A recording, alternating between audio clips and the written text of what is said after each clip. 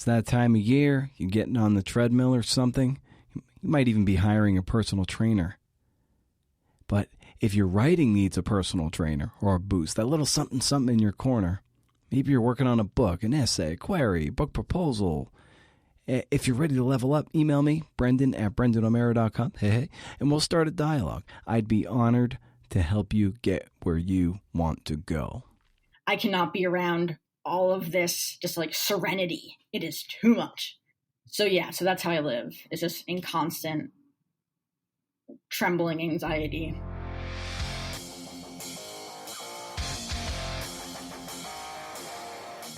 Hey, this is the Creative Nonfiction Podcast, show where I speak to badass people about the art and craft of telling true stories. I'm Brendan O'Mara. How's it going? You doing dishes? You walking that dog? Yeah. Sonia Weiser is here. She's at Wise Choice, WEISCHOICE. It just dawned on me right now, like literally right now, that it is at Wise Choice, not We Is Choice. I could have sworn it was We Is Choice. I'm like, that's an interesting Twitter handle, but turns out it's the first four letters of her last name. She's a freelancer and a person behind the Opportunities of the Week newsletter, where freelancers can go and find out who's asking for what and who's paying for what. She does all the work so you don't have to, you lazy son of a bitch. I'm sorry, it's the whiskey talking. Listen, it was either get on the spin bike or drink whiskey. It's called being well-rounded, CNFers. This is a fun conversation, a little more freewheeling than your typical CNF pod. Sonia brought out a different kind of energy, and I found a way to surf that wave, and I think we did it. It was a good time. It was a good time, man. I want to remind you to keep the conversation going on Twitter, at CNFPod, or at Creative Nonfiction Podcast on Instagram. You can support the show by becoming a glorious paid patron, patreon.com/CNFpod. As I say, the show is free, but it ain't cheap. Members get transcript, chances to ask questions of future guests, special pods in development. Yeah, good stuff. Coaching, who knows? Go shop around. Free ways to support the show. You can leave a kind review on Apple Podcasts or on Spotify. You can go to the thing, click on a couple dots below the logo, and you can just rate the show. Just easy peasy. Just boom, 5 stars. Written reviews for our little podcast that could go a long way toward validating the show for the wayward CNFer. That's an Apple for that. We've stalled out for a long time, and it'd be great to ramp those up again and make a nice push into the, I don't know, let's get up to 200. We're just past 100, but 200 is the next milestone. Let's do it. Let's go. Let's go. Show notes in my up to 11 monthly newsletter can be found at brendanomero.com. Hey, once a month, no spam. As far as I can tell, you can't beat it. Someone out there might, but if there is, I haven't been able to find it. Maybe George Saunders. His can beat it, but that's it. Support for the Creative Nonfiction Podcast brought to you by West Virginia Wesleyan College's low residency MFA in creative writing, now in its 10th year? 11th, I think, at this point.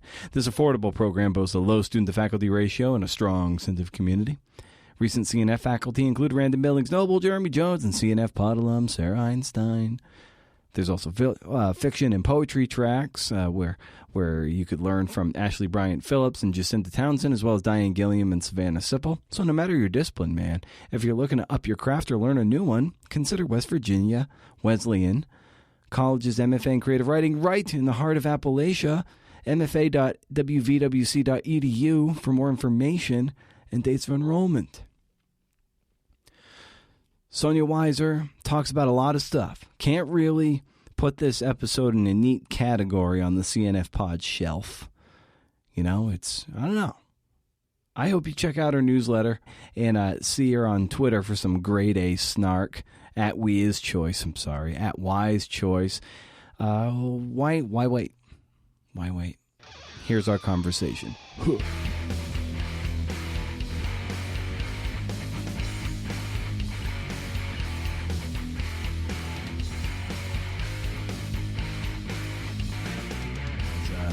as has been known to happen, rarely, but it has happened where I'm like, oh shit, we've been talking about cool stuff and I forgot to hit record. Yeah, I've lost interviews before and it fucking sucks.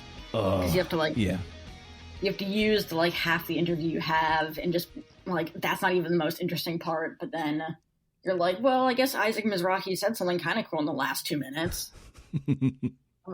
Yeah. Build up from there.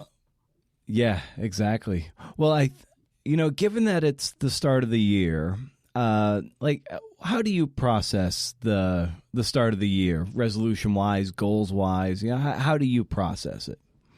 The start of the year is always very weird because everyone's always down with resolutions, and then also secretly making their own resolutions and just not telling people about it. But I feel like it's kind of this habit that we all have of reflecting and thinking about what we want to do differently and the same and all that. So I'm one of those people who's I don't do resolutions, and then also planning how I want to do my year. I've been kind of keeping track of the things that have made me miserable, unofficially keeping track, not in a journal. But over the past year, and trying to take stock of what exactly is in my power and what's not. And I've become very aware that all of my time has been spent on more administrative components of journalism. I have the newsletter, which takes up most of my time, and I'm working with this journalism organization, helping them enter contests. And somehow I've segued from being able to call myself a journalist to being able to be well, I'm the secretary of journalists, or yeah. Sorry, people are honking outside. So I think this year, one of my big goals is to be able to go back to actually being a journalist, even if it's just a few pieces in total, but get my identity back. Oh, yeah, I was just going to say, because it echoes what you wrote about, and basically an essay about starting your newsletter, how at first when you a lot of people solicited you for advice, and all you were essentially doing was helping other people live their best life, and you're you kind of got lost in that, and then you made a frequently asked questions things to try to extricate yourself from having to constantly basically give free advice and free counsel to people at the expense of your own personal and professional growth. Yeah, so some of it's my own design, in that I do have the financial freedom to help people a little bit more, and still my bank account won't suffer. But I mean, it is with the newsletter, with helping people, with answering people's DMs about if I know anyone at such and such publication, or do I have time to read your pitch, or have you thought about doing your newsletter this way, or keeping up with all of those. That's pretty much all my time.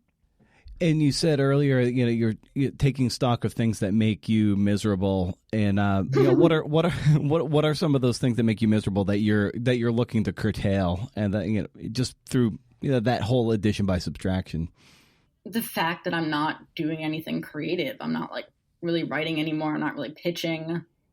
That pitching makes me happy, but obviously getting stuff accepted makes me happy, and then writing it makes me unhappy. But whatever. Yeah, so this year I'm going to be working on my novel every week. I don't know if you saw on Twitter, but I said if I don't work on my novel during the week, I have to publish the Thursday newsletter on Twitter. And because I'm so precious about keeping that exclusive, it's making me actually work on my novel. Great. So just doing that, just trying to find things I enjoy. The fact that I have no hobbies is really depressing. So I've been trying to figure out what my hobbies would be if I did them, or stuff like that. The basic tenets of a happy life, I'm just trying to find. Right. And what are you still in that discovery of what would that hobby be, or do you have some that are I would like to do that if I can find the time? So I started salsa dancing last year. So hopefully I'll get back to that when COVID lightens up, if ever. So that was fun. And I used to be a super artsy kid, and all of that just kind of went away. I don't know when it went away, but I stopped doing photography, I stopped painting, I stopped drawing. And you just slowly segue into this person that you never intended to become, which is an uncreative blob. So it's like, okay, how do I reclaim the things that I used to enjoy, like those really artsy things, or like writing, or like dancing, like just all the things that I can't monetize. Because I feel like in New York and in freelance world, anything you do, you want to be able to monetize. So it's like, what can I find in my life that has no bearing on my bank account, that is just purely something I find fun? And yeah, and I credit Nicole Byer for inspiring me for that one. Because on an interview, someone asked her if she would ever make an OnlyFans for her pole dancing. And she was like, no, this is for me. Like, it's not a way to make money. It's just something that's fun. And I was like, oh yeah, I don't have any of that. So. Yeah. Yeah, I remember probably a long time ago, just coming out of college, where you play video games with your friends or whatever. And I remember when I was supposed to be like quote unquote serious about career and whatever that means, and giving up playing video games, which can be really fun and a way to unplug. And I got into my head that if I was going to be ambitious and serious about what it was I was doing, then I can't waste my time playing video games. I need to be reading and doing writing and hustling. And it's only of late that, like, my wife and I have just gotten back into playing video games. We used to play together all the time 15 years ago. And so it was like, it's like reclaiming that thing that it is truly just for fun, and to have a bottle of wine or some beers and just play, Lego Batman on the Wii. It's just for fun. Yeah. Yeah, like I remember how I haven't played video games in probably over a decade, but like I remember going to my friend's house and playing Wii tennis for hours. And it was so much fun.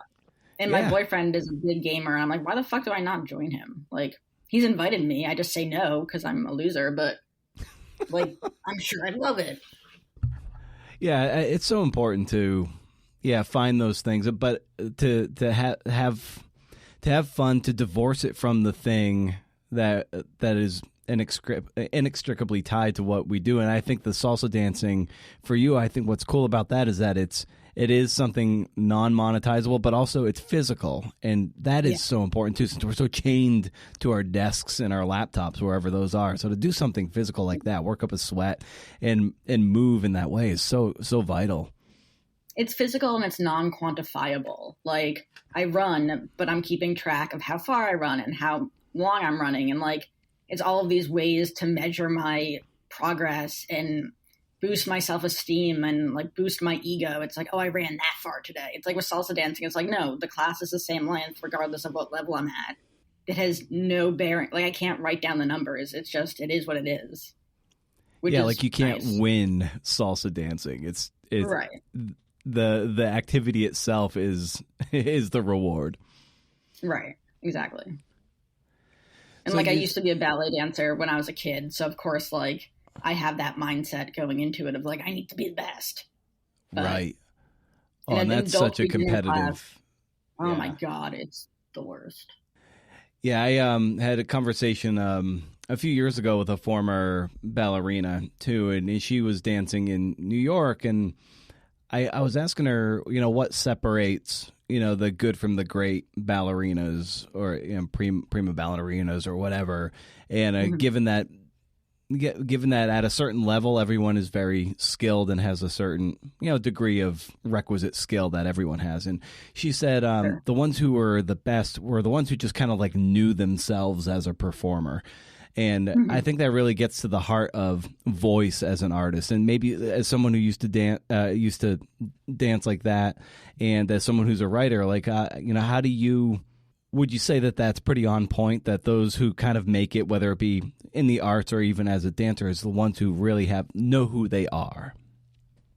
Yeah, I mean, I think there's definitely a lot to that. Like, I stopped dancing in high school, so I was never at the point of doing it for a living or doing it competitively in any way. But I think definitely with writing, and especially with freelancers, when it's like you have to keep going or you're like no one's going to pay attention to you or know who you are unless you're like constantly churning out material or being an asshole on Twitter. And I'm somewhere in between those two. Yeah, it is about knowing who you are, kind of finding your voice, figuring out who you want people to know you as, how you want to be perceived. there is almost like a showman aspect to it as well, of like knowing what to post, knowing when to post, just knowing how to project excellence or self-detriment in an excellent way. Or not self-detriment, self-deprecation. But yeah, like you can't be meek and be a journalist, or you can't be, I don't know if you can be a shy freelancer. I'm sure you can, but right. I don't know those people because they're shy. Yeah, no kidding. So at what point do you kind of get the writing and the journalism bug? I get jealous really easily, so a lot of it's motivated out of spite. So I tell people that in first grade, my teacher told me I was good at writing. And then ever since then, I was like, well, I guess that's what I'm going to do. Because I'm definitely someone who does not like to be bad at things, to the point where, like, if I try it once and I'm not good at it, I just won't do it again, which isn't great. But yeah, someone in first grade said I was good at writing. And I was like, fuck, I guess that's what I'll do. So that's what I paid attention to. And that's what I was always best at. And then I went to college thinking I would do photojournalism. And then that summer I had an internship at a nonprofit, and they were talking about how American photojournalists just have this innate bias in everything they take. Well, I mean, I guess any photojournalist, not just American photojournalists, but to the detriment of their pictures and to the detriment of accurate reporting.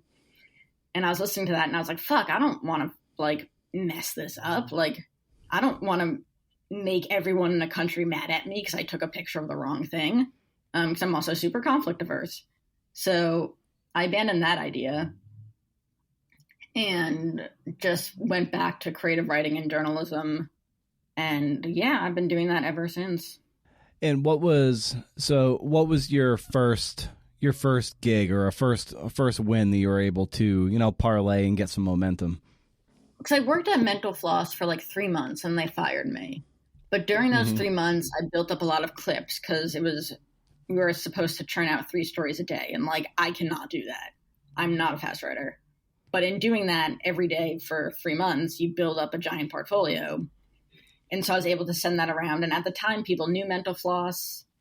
I had a running gig with Paste for a while because I sent the editor, they were looking for people, and I sent the editor a blog post I'd written on my own site about funny pasta shapes, and she was super into it. So I had that going. And then I wrote a thing for the hairpin that they published, and that kind of like blew up the internet for a hot second. So like it was all these different things combined that segued into me getting a piece for The Atlantic online. And then once I had that piece, it was like everyone thought I was good. Everyone thought I was a serious writer. And it just became so much easier to get pitches. I mean, it's not easy to get pitches accepted. I'll never say that. But once I had that, and once I was able to say like published in The Atlantic, people are like, oh, she's legit. Yeah. And also Mental Floss did give me a verified Twitter account. Okay. Which I think is very funny. So that stupidly also helped. But yeah, I think it was just like those initial clips with recognizable names, especially The Atlantic. Then editors were like, oh, this person can clearly write, not knowing how much I've actually like written myself versus how much was edited. But I don't know, that seemed to do it. Nice. And who were you, what writers, what journalists, could be fiction too, like really inspired you to model yourself after and to help develop your voice? I don't know, because like I said, I'm very motivated by spite. So it's less people that I want to model myself after and more people I want to beat, which is horrible. But like the reason I got the thing in the hairpin was because I saw a girl who I worked with at the time. Her piece was in the hairpin, and I was like, fuck her, I need to be in the hairpin. And that was why I pursued it. Like, only reason why I pursued it. I didn't read the hairpin. I was just like, this bitch is not better than me. So, and then like I do. Where does this where does this competitive urge come from? So I have an older, like I assume, I've been in a lot of therapy, but we never really talked about this aspect because I have so many other problems. But I have an older brother, and I always saw him as just being better at everything, and he was like traditionally better at everything. I'm very creative, but he's just like good at being a person. And he like didn't get into trouble, and he got straight A's and like the highest grade on the AP tests and took all honors. And I was like, okay, well, he's clearly the best. So I think that's probably where it came from, and also from being in the ballet world and seeing that the people who are the best, they're like, it's such a easy, dance is such an easy way to compare people to each other. Like, you are very clearly good or bad, at least at the stage I was in. Especially because so much of it involves memory and being able to remember things. So you can see who has a better memory and who doesn't. So there was that aspect. And then like being in a super competitive school where everyone was looking at each other's grades. I think it just all stemmed from that, like from childhood nonsense. Yeah, like everyone was talking about what colleges they got into, what their SAT scores were. I remember I got a good score on my SATs, and I told one person, she's like, oh, you can retake it. I was like, what the fuck is wrong with my score? So, and like people were super casual about getting the highest score, and I was just like, expected of you. I was just like, ugh. Fuck off, all of you. I hate you all. Right. Jeez. Well, given that spite and jealousy is something that drives and motivates you, how have you found that to be, sustainable, or or a fuel that for you burns clean, or maybe it doesn't, but at all. Right. It ruins everything, and especially because so much of my time is not spent writing, that I'm just constantly angry. And Twitter just throws gas on that fire too. Oh my fucking God. And also, like, one of the searches I have saved is, in quotes, some personal news, because that's usually when people announce they're changing careers or changing positions. So I just have an ongoing list of updated tweets that say some personal news, and it just makes me want to hit a wall every time. Because it's just like, editor is getting better editor jobs, or people who are like unemployed for a hot second because they were laid off from their great job got an even better job, or like, yeah, it doesn't help. Jealousy is not good. I don't recommend it. Yeah, just like I signed with this agent, and now I have this big publishing deal, like a 3-book deal or something, and it's just like, fuck. Yeah. Like, you want to be happy for them, but then it's just like, God damn it! Can I just have a sliver of this fun? Yeah, like I write congrats to everyone, but also I'm like, in my head, I'm like, I hate you all. And then all the articles about people who do really well are like, and she's only 26. And it's like, I'm not 20. Like, am I too late? I'm turning 30. Like, I can't be Forbes 30 under 30 anymore. Yeah. Like, no one will ever care about me. Yeah, I have a thing about those 30 under 30 lists or whatever, 40 under 40. And it's just like, they might help 40 people. And even then, that's pressure that on them that might be unbearable. But like, it crushes the spirit of 40,000 people who just feel like, I haven't accomplished this by 30 or 40, then I must be done. I must be washed up. It just gives nothing and no credence to the long haulers and the late bloomers. And I think that does a discredit to the entire landscape. I mean, also I've heard stories about how it's like people need one more person for that section, so they'll just like add a friend to the list, or like a PR person will be campaigning for their client, or like, so who knows what the actual method to that is. But I've definitely looked up people and been like, who are you? And it'll be in their bio that they're like 30 under 30, and I'll be like, I've never heard of you. Like, are you really 30 under 30 material? Someone actually from my high school posted on LinkedIn that he was in 30 under 30, and I just wanted to like laugh at him, but I don't know him well enough to do that, and I don't think that's what LinkedIn is for.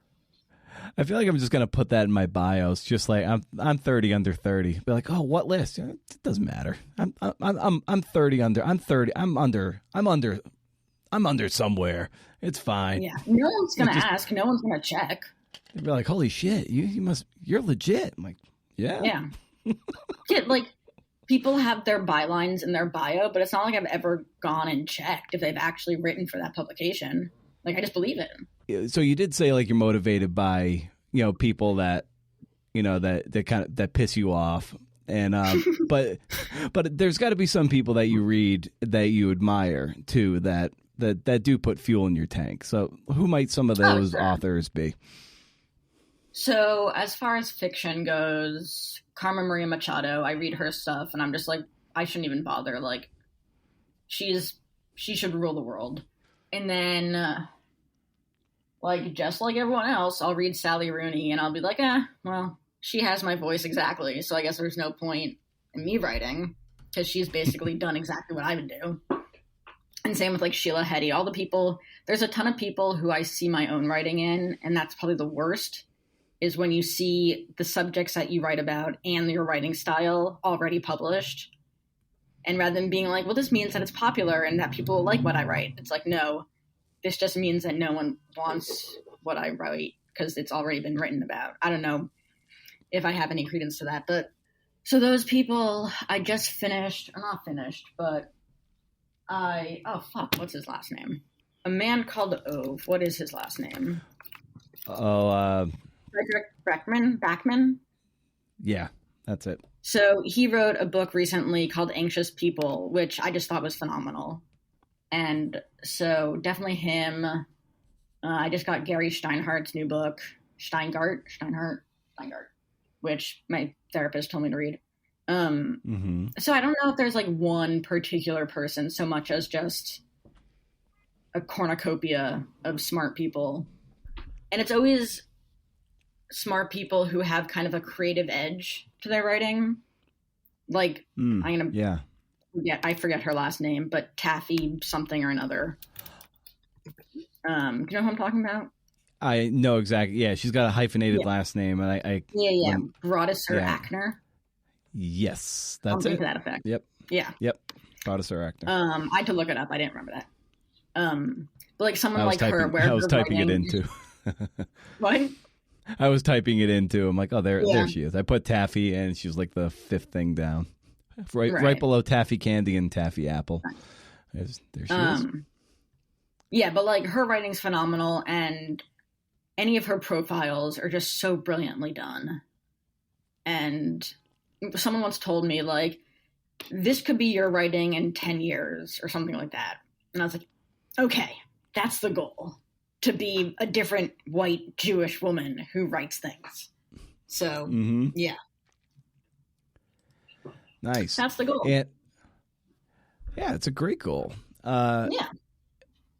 And so how do you start cobbling together various things like in the freelancer pie that you write from? That's, probably like content stuff, interviews, journalism, you name it. So like how did you start manifesting that?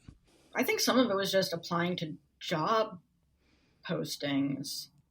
Like I've been writing real estate or realtors bios and like brokers bios for who's who in Agent Magazine for God knows how long. And I think that was just something that I saw on Indeed.com, but now they've become just a yearly gig and the rate for them keeps rising because I've been doing it for so long.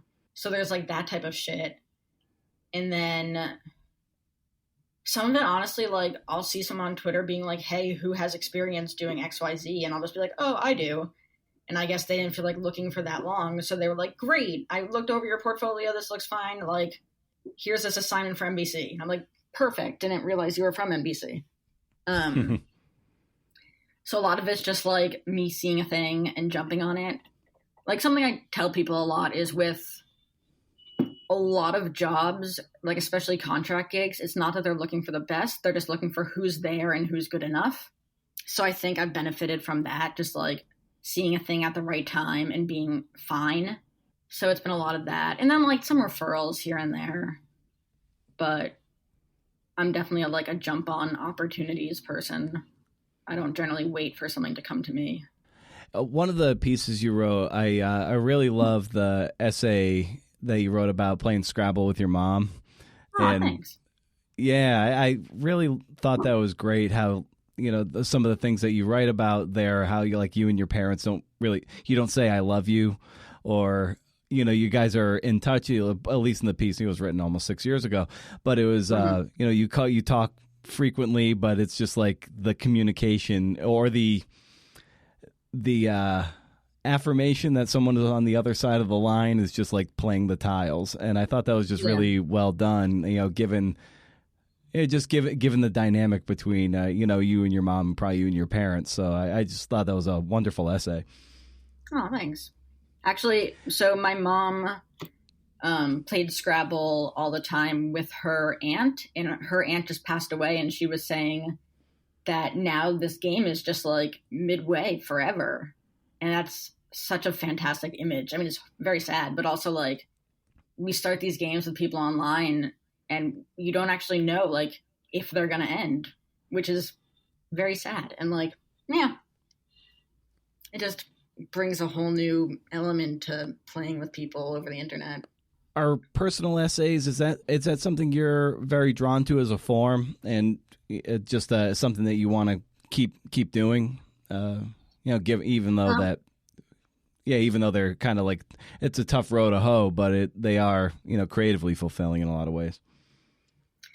So when I started out, I was pitching a lot of personal essays because like I have an eating disorder and that always sells well. I have depression, that sells great. Like all of those things. And I think it was the primary reason I wasn't taking myself seriously as a journalist was because I was only pitching personal essays. And this was in like the heyday of the personal essay, where they weren't really, I feel like they're published less now, but they're always a bit better and crafted better. And just the writing is better. It's less about giving away all your secrets and more about how it relates to broader themes or how it relates to the world around you. I just feel like what editors are publishing is more mindful than it used to be. So I made a conscious effort to not pitch personal essays for a very long time. I think I got to a point where I was like, okay, I have like a solid enough resume of actual journalism where if I dip my toe back into personal essay, it wouldn't ruin me or ruin my reputation. But I definitely don't pitch that much because I don't think my problems are particularly interesting. And like I have a very hard time extracting greater themes and messages from like the bullshit I deal with. And I'm sure they're there. I just don't know them or want to talk about them. But yeah, like if I have a good idea for something, I might pitch it, but it's definitely not my go-to. In writing about eating disorders, depression, like did you ever feel just very hollowed out by, writing about that, going to that well of that kind of personal trauma? That's an interesting question. I wouldn't say I was hollowed out, but like the thing about eating disorders and writing about eating disorders, at least from my experience reading these essays, is like, yes, we all come from different backgrounds, but eating disorders themselves are very similar to each other. Like how they manifest is going to be very similar from person to person, generally speaking. So I didn't really pitch that many eating disorder stories just because I saw all these other stories and they were pretty much what I would write too. And after a while, it does feel a bit exploitative because you are just like dishing out your trauma and dishing out all of these dirty secrets. And something someone said to me very early on, not even in journalism, like when I was in high school, because I was writing a piece about an eating disorder. And she was like, are you even ready to be writing this? And I think in a lot of ways, a lot of people start writing these stories because they can, not realizing that it'll have an emotional impact on them once it's published. And just the experience, knowing you can write about something is sometimes enough for us to just like go for it instead of taking a second and being like, I don't know if I'm at a point in my disorder where I can write about it with any real distance or emotional detachment in the way that it needs to be. So yeah, that doesn't really answer your question, but it kind of answers your question. Writing those kind of things, it can be, some people can purport that it's therapeutic. I don't know if it is or not. I think it can be like picking at a scab, but but if there's distance, but yeah, you needing that emotional distance is it informs the piece so much better, and then you can have better detachment, and then you can even imbue it with better research and use those skills. I love reported essays, so yeah, like you have some of that greater distance, you can really imbue it with some of that research that just makes it all the more nuanced and textured. But the spine of it is, of course, like that personal experience, but you can really inform it with a lot more, hard information that looks outside of, yourself. Right. For sure. So I see that your newsletter, it's amazing. You have over 2,600 patrons. That's incredible for the newsletter on Patreon. Is that how many I have right now? Like Yeah. 800 of those people don't pay me. So Okay. you should know that. Yeah, I think I have in total over 7,000 subscribers hanging out on my listserv. But what was your question? Sorry, I got distracted by the idea. No, it was just no question, just an observation. Just because I just thought that, that's amazing that at least even if 800 of that 2,600 are not paying, it's still like a really robust number. That's great. Yeah, thanks. I mean, people love other people doing work for them, is what I've learned, Right. especially cheaply. So, I mean, being able to pay me from nothing to whatever you want to do 20 hours a week of labor that they might need to be doing otherwise, like, it's a pretty attractive deal. So, yeah. So what was the genesis of your incredibly generous newsletter? So I wanted people to like me, first off, and I wanted editors to know me and assign me things. So I was like, well, if they're not going to assign me things by pitching them, I will do this resource and they'll get to know me that way. So I started it, and originally it was free because I wanted people to like me. And then it became so much work that I was like, okay, I either have to get another job so I can support doing this, or I have to start charging people for this. So I started charging, and that's kind of, I lost half my subscribers at that point. Luckily, it wasn't too far in where it made much of a difference. But yeah, it just grew from there, and it has not amounted to more assignments as I wanted it to. I don't know if people like me more as a person. They definitely like the work I do for them. So I don't know if it achieved that goal either. But yeah, that was how it started. Well, it's the freelancer community as competitive as we can be, just because we have our petty jealousies and everything, and resentments and bitterness, and things that you and I have already scratched the surface of.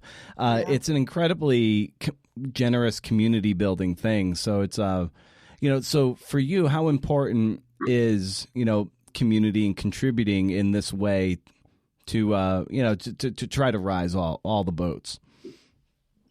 I mean, I definitely make that a real priority in everything I do, whether it's the newsletter, or whether it's like the therapy relief funds that I've started, or just trying to be a nice person online. I see all of the disparities that exist within the freelance world based on your income, or based on what your spouse does, or where you live, or your race, or any demographic really. And I just, like, as a privileged white person doing perfectly fine financially, like, it's not fair. And I'm in a place where I can use my privilege to help people. So I'm kind of like, well, why wouldn't I do that? Because like when I was doing really poorly with writing and with work, my parents were helping me out. And like, that's definitely not something everyone has. And I mean, I haven't needed their support financial support in a long time, and it was like having it was something I felt super guilty about all the time. So now that I'm in a place where I can help other people, it's like, why wouldn't I? That's like the easiest thing I could possibly do, is like look after a community in this way. Right. Yeah. And has it been a very rewarding experience for you to date? Yes and no. I mean, it's one of those things where like the angel on my shoulder is like, yes, this is so great to help people. So that feels good. And like people have definitely told me like they couldn't pay me originally, but now they can because they've gotten work from my newsletter. And like, that's amazing to hear. And then, of course, the devil on my shoulder is like, but these aren't bylines. Like, this isn't impressive. You can't brag about this. Like, no one's going to recognize your name at the high school reunion that you won't go to anyway. You can't even like show it to your parents. Hey, look at this. There's no maybe prestige associated with it that you can objectively say like, look, I'm successful. Right. And like, especially like the thing that pisses me off all the time is I'll apply to jobs that are like newsletter jobs, and the person will say like, oh, we're looking for someone who's managed a bigger newsletter portfolio. It's like, well, fuck you. I've built this thing from scratch and like answer everyone's questions and do all the work. And like I always say with freelancing, like you have to do everything so much better to be taken seriously by someone with a full-time job. So I mean, my parents do know what it is. My dad calls it a blog. But other than that, they do know what it is. So when it comes to your writing and reporting, where do you feel most sort of alive and engaged in the process of, generating and maybe researching a story? Alive and engaged are two feelings I never feel, but just dead inside. Like on the less dead inside spectrum. I mean, definitely the interviewing. I think interviewing is something that I'm good at. Both my parents are psychiatrists, and I've been in therapy for so long that like I know how to draw things out of people, which sounds really aggressive, but I think I do it in a way that's empathetic and considerate and respectful. It's always fascinating to hear people's stories. Like everyone will say that. Like there's nothing not to love about someone telling their own story. So I love to be a part of that. And I love seeing the moment that someone feels like they can open up to you. Like you get past those initial introductions, you ask a few questions, and they're like kind of tentative about answering. And then you ask something, and you say something, and then you just see their eyes like soften and their entire face just kind of light up and realize like, oh, I can trust this person. And that's such an amazing feeling of being let into someone's circle in that way. And I think that's my favorite part. And then going back and writing it is a slog, but right. Definitely the interviewing. And then like every so often I'll write a line and be like, that's really clever. I'm going to pat myself on the back for that. But usually it's not those moments. It's the interviewing. Yeah. And when you're dealing with the drafting of something and that oftentimes, especially after you do the reporting or even before the reporting, you kind of have like an idea maybe of what this thing's going to look like, the perfect ideal of what it is in your head. And then you sit down to write and you're like, holy shit, this fucking sucks.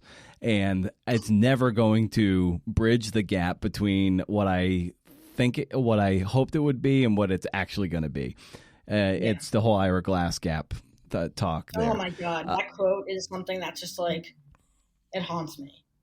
Yeah, it's so perfect. It is really good, and it's good, and it speaks to being a late bloomer. He was somewhat of a late bloomer too when it came to, the stories he tells with This American Life. And I think he's made up for it. Oh yeah, I think so. He's done all right for himself. But for you, when it comes to bridging that gap, and you're in that slog, as you say, like how have you? Powered through that, get enough bad stuff down that you can shape it and make it good. So a trick I learned, I guess, in high school is that I am incredibly good at emulating other people's voices. So like in high school, I'd watch a lot of Sex and the City, and then I'd find myself doing voiceover in my head in the voice of Carrie Bradshaw, but writing my own material. And then I realized going forward that I can do the same thing with a lot of other writers. So if I'm in that slog, I'll take up a book that I really love or read an article that I really love or read enough of it that my voice will kind of just like go into that shift and I can start writing in that way, which is dangerous, obviously, because then all my pieces might sound completely different because I'll be reading like Charles Dickens one day and something more modern the next day, which definitely happened in fiction classes I wrote, depending on what I was reading in my other classes. They'd be like, this sounds like Great Expectations. Yeah, I mean, I think that's one of those like little magic tricks you can do. Yeah. But you're hitting on what can be the challenge with that, which is something I call like voice creep. It's like if you're if you're working on something, then you start reading something that's similar, you start imitating. And it's like, okay, well, you're getting good at imitating. That might help break you out of a spell, but then it's not wholly you. And I guess it can be really challenging to really, okay, like to break yourself out of that cocoon of influence while you're generating something. It's a real challenge. I struggle with that quite a bit, and I've been doing this for quite a long time now, and it doesn't seem to get any easier. Yeah.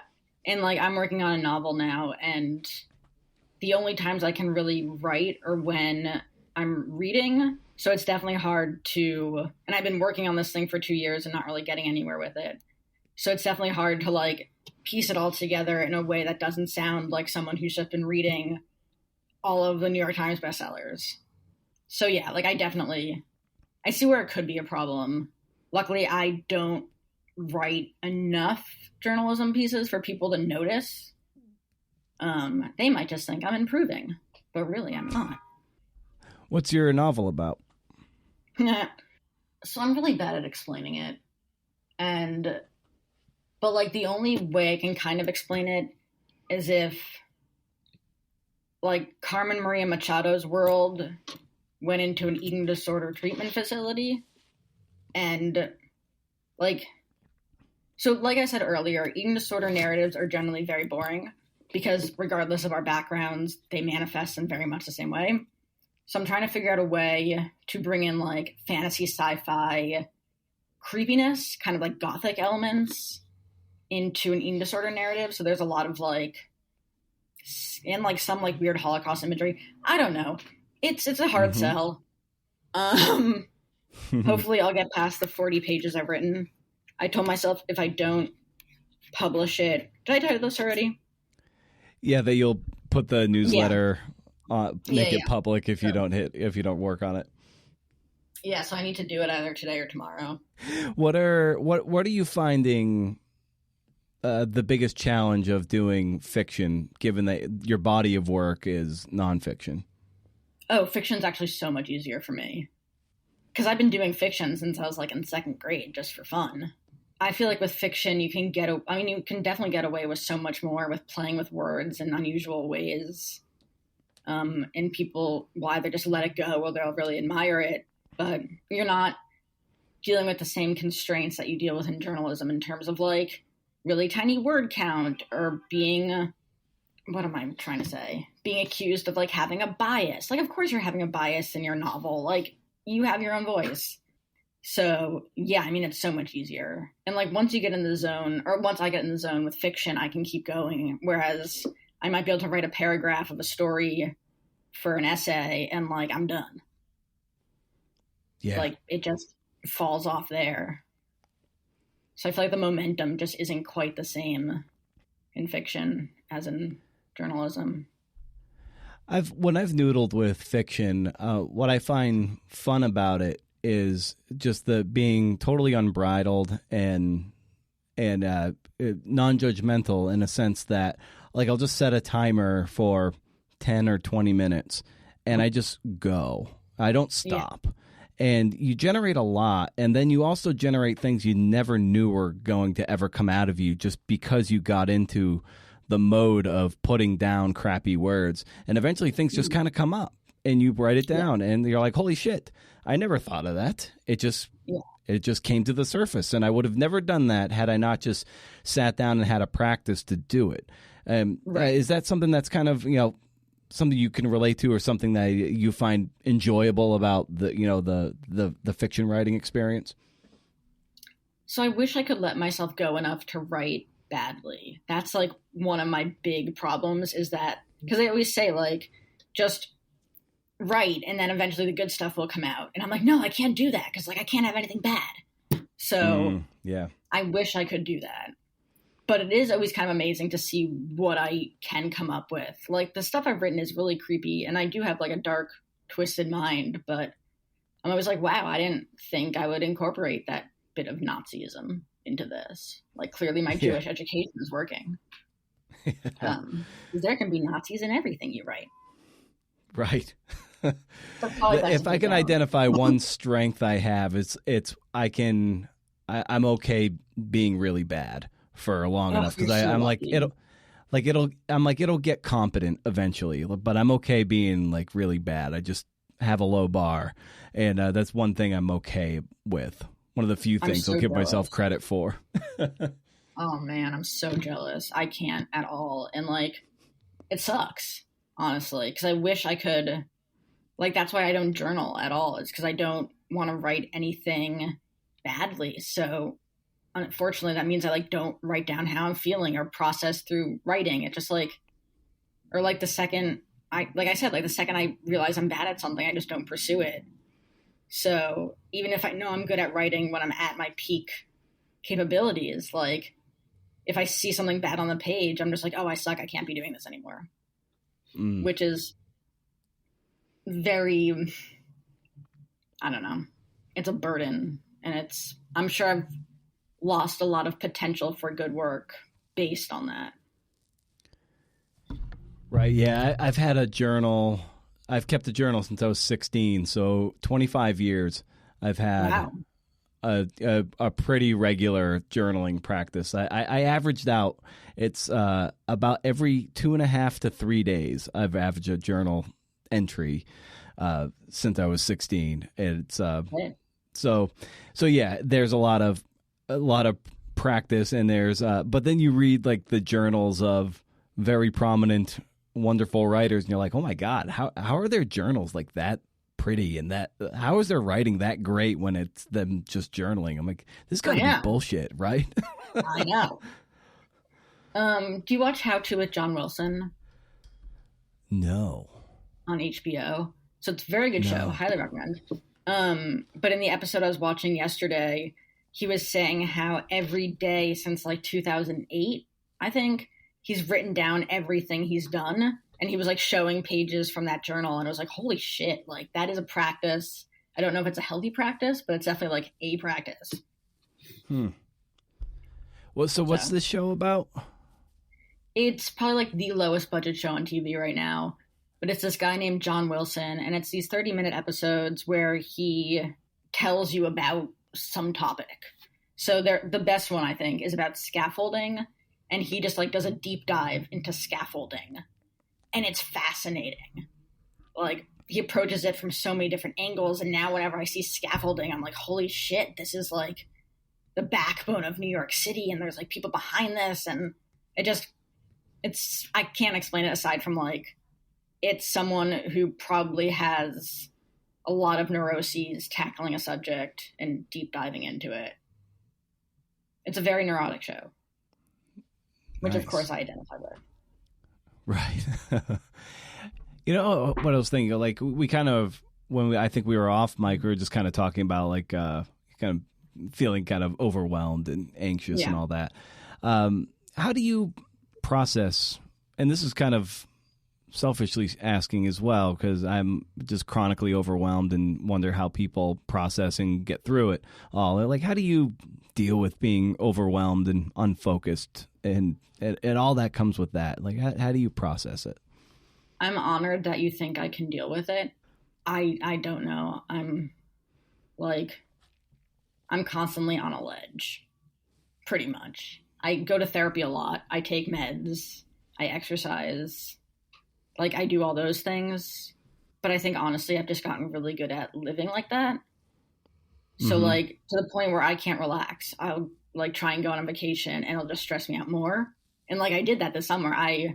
Was I got an all expenses paid trip to a 5-star resort in Hawaii on a private jet. I went and it was like the most stressful thing I did all year. So I was just like, I don't belong here. Like everyone's calm. What is happening? And I had to leave early because I was just like, I can't do this. Like I cannot be around all of this just like serenity. It is too much. So yeah, so that's how I live. It's just in constant trembling anxiety.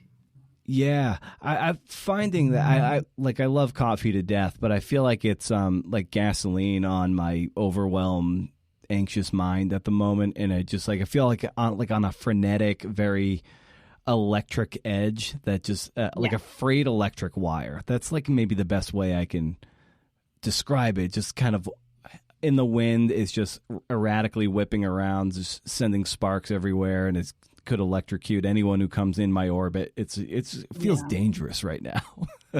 Yeah, I definitely know that feeling. Yeah, the guy I was dating last year, I told him I was really anxious, and he's like, "Why don't you not drink coffee after 3?" And I'm like, "Oh, I'll try that." He's like, I guess that helps. Right. I was drinking it like right before I went to bed. Yeah. Oh, I know some people. I used to know some people that, and it's also like the ADHD mindset too, where like heavy stimulants actually calm them down. And like he could drink coffee like right before bed, and he was like, "Yeah, cool. Like it actually zens me out." And some people do it as like a dessert coffee thing, where they have their little biscotti and they dip it right before bed. Like I can't do that. Yeah, it sounds very elegant though. It does. Very classy. Yeah. What's where do your ambitions lie now as a writer and a journalist? I was about to say something really dark, but I'm not going to. Where did they lie? I don't fucking know. Like I want to be rich and famous and have everyone love me like everyone else, but I honestly don't know. I think the biggest thing is I want to finish my novel, because that is, like, if we go back to jealousy and spite, I think I'm at the point in my timeline where seeing someone else write a novel is like the biggest burn to my ego. So I think that is the thing that I'm prioritizing now, at least emotionally prioritizing my novel, not actually prioritizing it. Right. But I mean, I don't know. Like, there's so many different people who have careers that seem great, but I don't know what their lives are like. Like, and every time when I was younger and I'd do internships, I'd get internships at these places that sounded so amazing, and then I'd realize how awful they were. And I'm kind of like, well, what's the point of even having dreams? They might suck in reality. So yeah. I have no idea. Yeah. I guess another way of framing that might be like, what did a successful writer look like to you when you were like 25 versus, where you are now? And, do those, align? Like maybe how have your ambitions changed? Maybe that's a better way of framing what I asked. Well, 25 was 4 years ago, so they haven't changed that much. Yeah. But so from 20, we'll say from 20 to 29 then. Yeah. I mean, I don't know. It's a good question, because there's still the part of me that thinks like having a full-time job at a publication is where you reign supreme. But I also know that a lot of people who have that are going freelance, and I'm doing pretty well for myself as a freelancer. So I don't know. I don't know what I was imagining for myself at 20. I definitely thought the full-time job thing was everything I wanted. And like, there's still definitely a part of me that wants a full-time job, or at least the validation that comes from having the title of a full-time job. Well, Sonia, I like to end these conversations, and I might catch you a little flat-footed here because I forgot to prime you with this. I like to end these conversations by asking guests for a recommendation of some kind, and you kind of mentioned How To as a TV show. But I like asking people for a recommendation just as a way to bring the airliner down for a landing. It could be anything. It could be a book, a pair of socks, advice like no coffee after 3:30. So I extend that to you, and you can take as much time as you need. But like, what might you recommend for the listener out there? Let's see. I mean, I have a bunch of things. The magic erasers that like you use to clean your sink, game changers. I forget who makes them, but like you don't think they don't work as well as they do, but then they do. Yes, the Mr. Clean ones. You're like, wow, this really is magic. Yeah. I would definitely recommend that. If you're small, going to the kids section for exercise clothing can save you like $20 a pop. That was a huge thing. Or like college sweatshirts or anything that kind of is asexual or unisex in size. Small people should go to the kids section. So that's also a big life-changing piece of information. And then in terms of like TV shows, movies, all that, I just finished watching the first season of Righteous Gemstones, and it's so absurd. And the reason I started watching it was because my boyfriend was like, I don't think there's any scripted television that doesn't involve Jews. And I was like, let's see. So he was like, I think this is the only show like that. So I started watching it. I was like, yeah, this doesn't feel Jewish, but it's amazing. So that show, they just started their second season. It's phenomenal. It's so weird.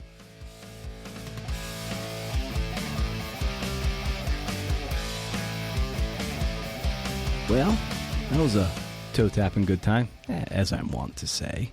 Thanks to Sonia, and thanks to West Virginia Wesleyan College's MFA in Creative Writing. And thanks to you, the listener, for sticking with the hot mess that is the CNF Pod, the little podcast that could, the greatest podcast in the world, so far as I can tell. I don't have much of a parting shot today, and by not much of a parting shot, I mean I don't have one. So I'm just going to get up on out of here. You know how it is. Just so stay wild, CNFers. And if you can't do, interview. See ya.